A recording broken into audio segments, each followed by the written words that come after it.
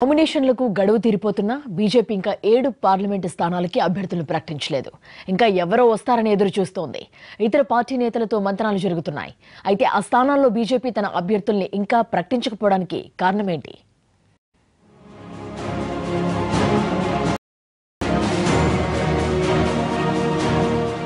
తెలంగాణలో 17 లోక్సభ స్థానాలకు గాను 10 స్థానాలకు అభ్యర్థులను మాత్రమే ప్రకటించింది బీజేపీ అధిష్టానం.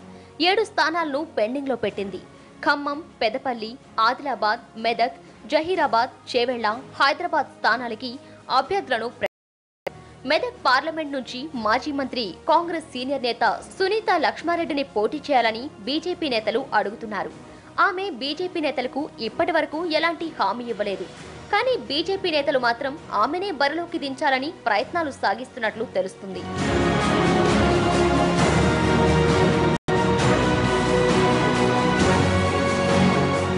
జహీరాబాద్ నుంచి మరో సీనియర్ కాంగ్రెస్ నేతను, పెద్దపల్లి నుంచి మాజీ ఎంపీ టీఆర్ఎస్ నేత వివేక్ ని పోటీ చేయాలని అడుగుతున్నారు. అయితే వాటిపై ఇవాళ క్లారిటీ వచ్చే అవకాశం ఉంది.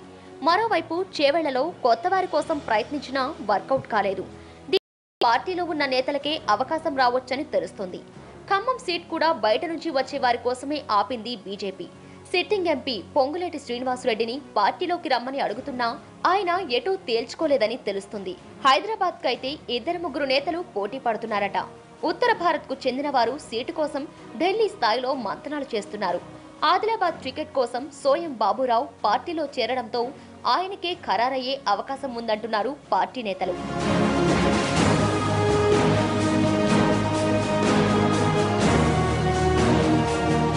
సోమవారం నామినేషన్లకు చివరి రోజు కావడంతో ఇవాళ రేపు చూసి అభ్యర్థులను ప్రకటిస్తామంటున్నారు బీజేపీ నేతలు. ప్రతి ఉమ్మడి జిల్లా నుండి కాంగ్రెస్ పార్టీకి చెందిన ముఖ్య నాయకులను బీజేపీలో చేర్చుకోవాలని టార్గెట్ గా పెట్టుకున్నారట ఆ పార్టీ ఢిల్లీ పెద్దలు.